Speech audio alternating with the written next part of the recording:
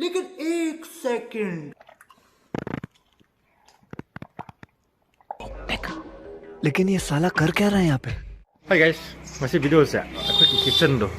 khana ka ma de le me do ka ma da mu de change to ge do ne bo ko adu gi video mate ka ma thaga char ke ui adu di video se dum ho jara ge ba hana kitchen se sido ram bane bo ko kitchen se sido ram bane kai do video do me na lo chena re do sile ba po che sing se ꯌꯥꯝꯕꯨꯗꯤ ꯌꯥꯝꯕ ꯅꯠꯇꯦꯕꯀꯣ ꯁꯤꯁꯤꯡꯁꯦ ꯑꯅꯧꯕ ꯍꯥꯏꯗꯤ ꯀꯥ ꯑꯃ ꯁꯦꯝꯗꯣꯛꯑꯦꯕꯀꯣ ꯇꯥꯊꯣꯛꯑꯦꯕꯀꯣ ꯑꯗꯨꯗ ꯍꯣꯡꯖꯤꯟꯗꯣꯏꯅꯦꯕ ꯑꯅꯧꯕ ꯀꯥꯗꯣ ꯑꯃꯨꯛ ꯎꯠꯆꯔꯛꯀꯦꯀꯣ ꯑꯁꯤ ꯑꯅꯧꯕ ꯀꯥ ꯇꯧꯊꯣꯛꯄꯅꯦꯕ ꯍꯟꯗꯛꯀꯣ ꯁꯤꯗ ꯑꯣꯏꯅ ꯍꯣꯡꯖꯤꯜꯂꯒꯦ ꯇꯧꯕꯅꯦ ꯄꯣꯠ ꯆꯩ ꯈꯔ ꯍꯥꯟꯅꯒꯤꯁꯨ ꯀꯩꯀꯥ ꯇꯨꯂꯨ ꯀꯩꯀꯥ ꯂꯩꯔꯝꯃꯤꯕꯀꯣ ꯁꯤꯁꯤꯡꯁꯦ ꯑꯝꯇ ꯐꯖꯅ ꯄ꯭ꯔꯣꯄꯔ ꯊꯝꯃ ꯃꯇꯨꯡꯗꯀꯣ आना अखोई अहम किचन लेहब पोजेसिंग अमुक सिदा अदुम खिंजरगेबको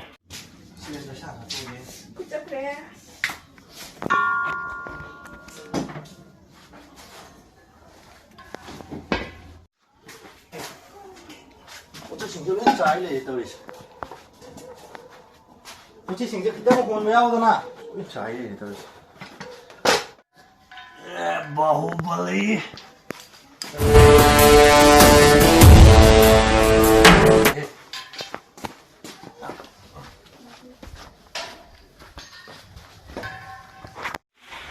ꯑꯗꯨꯗꯣ ꯐꯖꯅ ꯁꯦꯡꯗꯣꯛꯍꯧꯔꯣ ꯏꯁꯤꯡ ꯈꯤꯇꯪ ꯊꯥꯛꯑꯣ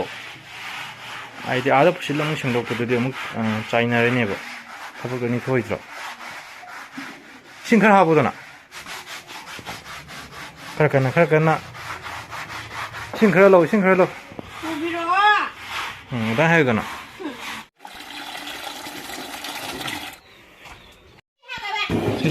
ꯁꯤ ꯂꯩꯔꯤꯁꯦ ꯁꯤ ꯂꯥꯛꯑꯣ ꯅꯪ ꯈꯤꯇꯪ ꯃꯇꯦꯡ ꯄꯥꯡꯉ ꯂꯥꯛꯑꯣ ꯁꯛꯀꯨ ꯂꯣꯏ ꯂꯥꯛꯑꯣ ꯁꯛꯀꯨ ꯂꯣꯏ ꯂꯥꯛꯑꯣ ꯂꯣꯠꯇꯅ ꯑꯃꯨꯛ ꯂꯩꯔꯦ ꯎꯔꯦ ꯂꯥꯛꯑꯣ ꯁꯠ ꯑꯝꯇ ꯁ꯭ꯇꯣꯞꯁꯤ ꯐꯥꯎꯇꯗꯤ ꯊꯥꯡꯕ ꯌꯥꯏꯗꯅ ꯅꯪꯁꯨ ꯍꯣꯏ ꯄꯥꯏ ꯀꯩꯅꯣꯝꯅꯦ ꯅꯪꯗꯤ ꯌꯥꯝ ꯏꯀꯥꯏ ꯊꯤꯒꯟꯕ ꯑꯉꯥꯡꯁꯦ ꯃꯄꯥꯟ ꯐꯨꯅ ꯚꯤꯗꯤꯑꯣꯗ ꯌꯥꯎꯔꯝꯃꯗꯤ ꯌꯥꯔꯦ ꯑꯩ ꯊꯥꯡꯖꯔꯒꯦ ꯈꯔ ꯅꯥꯜꯍꯜꯂꯣꯀꯣ ꯊꯥꯡꯕ ꯌꯥꯗ꯭ꯔꯦ ꯑꯉꯥꯡꯗꯣ ꯚꯤꯗꯤꯑꯣ ꯅꯝꯕꯁꯤꯗ ꯏꯀꯥꯏꯔꯕ ꯀꯩꯅꯣ ꯑꯩꯅ ꯑꯃꯨꯛ ꯊꯥꯡ ꯇꯥꯔꯦ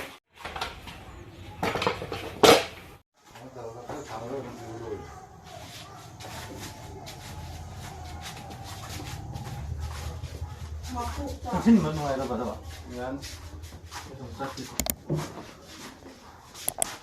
खरदी खूर है हाँ वो है यहाँ पर चलो जा वो इधर भागो रे ला ला ला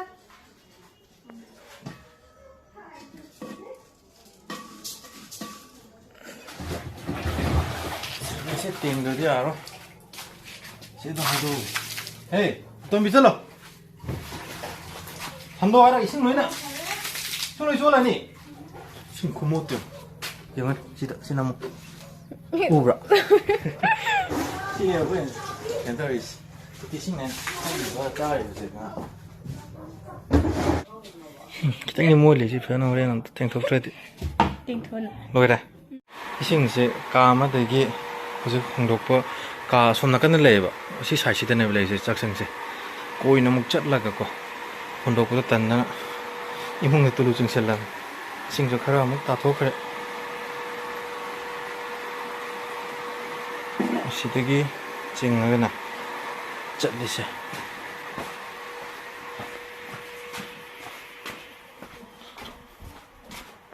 또 시드네 목 다리시 많이 잡더라 이신 게 어디 보여요 그 반응 안 해. 봐.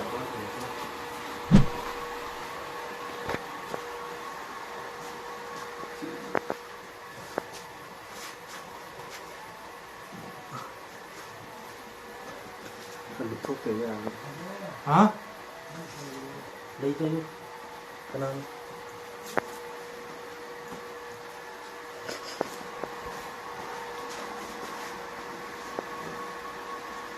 야발 로이래 하나 끼싱스 따다 와이다 ꯇꯣꯇꯤ ꯏꯁꯤꯡ ꯇꯥꯗ ꯂꯩꯔ ꯁꯤꯖꯤꯟꯅꯔꯝ ꯇꯧꯔꯤꯁꯤ ꯏꯁꯤꯡ ꯈꯔ ꯄꯥꯏꯞꯇ ꯂꯦꯝꯍꯧꯕꯁꯦ ꯁꯦꯟꯇꯦꯛꯁ ꯌꯧꯅꯕ ꯄꯨꯁꯤꯜꯂꯤꯅꯦ ꯃꯇꯣꯟꯗꯣ ꯄꯥꯏꯌꯣ ꯃꯆꯤꯟꯗꯣ ꯃꯇꯣꯟ ꯅꯥꯏ ꯑꯩꯁꯨ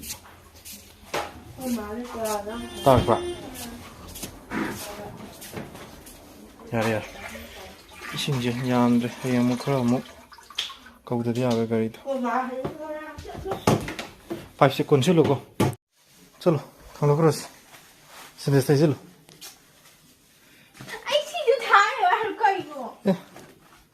अदे पु थांग बदो ओइद्रदि नंग लोरे नुपी ने मैतै चनु नि गायना हाइनिंग सेम साबो लोशन बदि फने आम लोशन लगले रूम गे को हजु म्यान दु चरागी ready 1 2 3 dang dang Ngasai ki ngam baduga hojikadi kitang changes khara di lamani si huya to misin ko inna le balan si thare dining table si thare duga sentence ani ma si thame khoi gi sing thakna be sentence di asang ba ma asomda le hoiba hana kitchen da ko dun hayeng si fridge si gi nakana thamani duga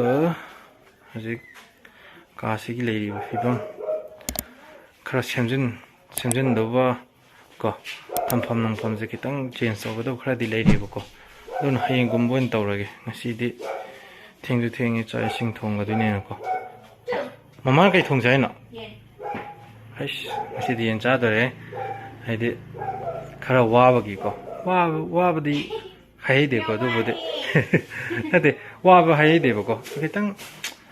tiredness khara fa oi dana ko choktha ko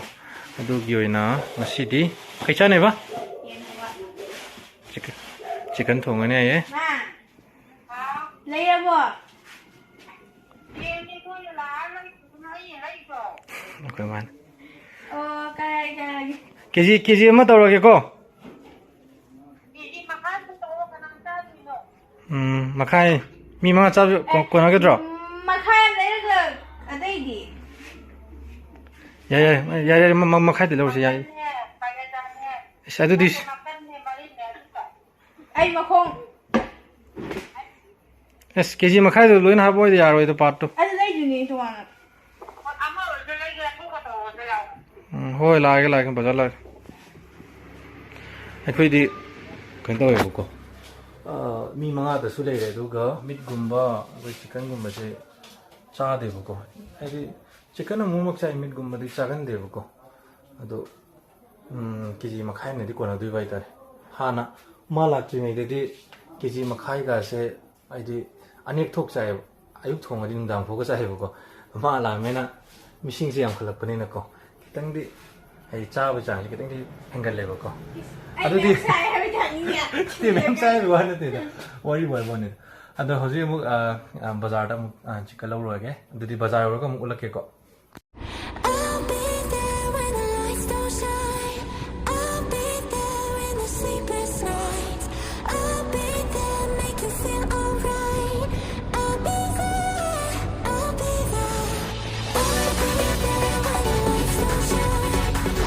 감지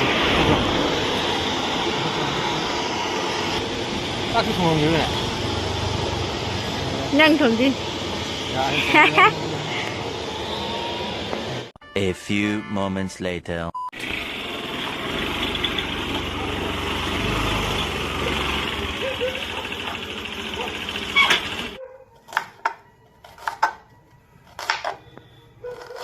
빙빙吹一下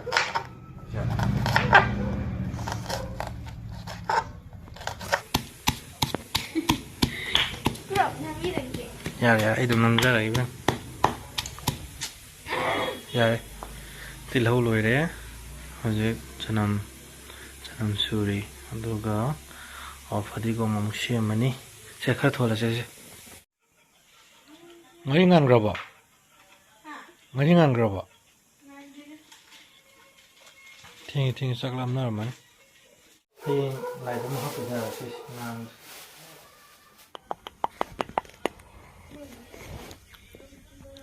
Ông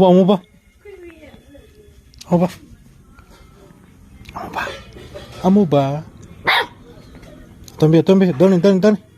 Donny, Donny, Donny.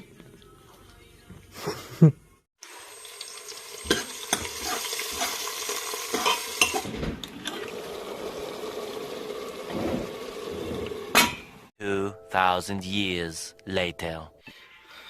Mana nung sireo? How to nga? Iron ba man eh? Yan lukong ga.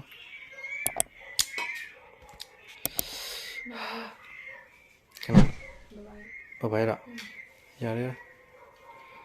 Yam chabat. Sana kan sina aigi. Sina koy bagi. Sina koy mai na tro. How lo lo so.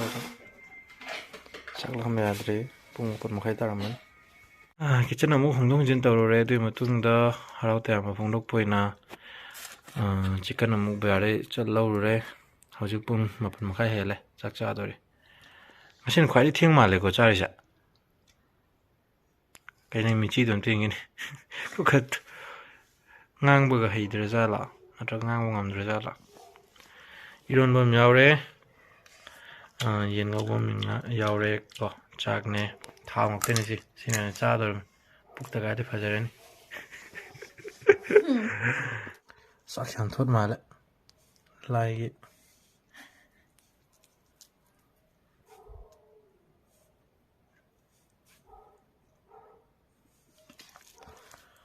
thao mem si de sian cha alu han chai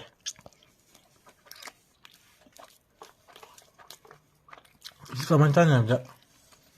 room se cha jan to le no liwa sina ngaro mai na pada no cha ga dan Đang xả ăn luôn tại sao? alung te sa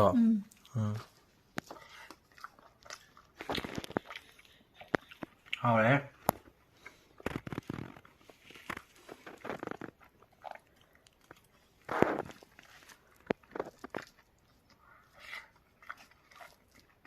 नम खाया यार लेकिन एक second लेकिन ये साला कर क्या रहा है यहाँ पे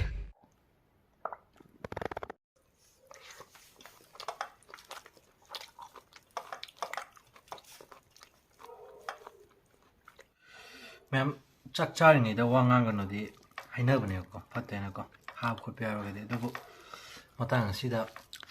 video sigi lotion pham mai do oirashanu mathang video da muk ma'am ga muk unarase bye bye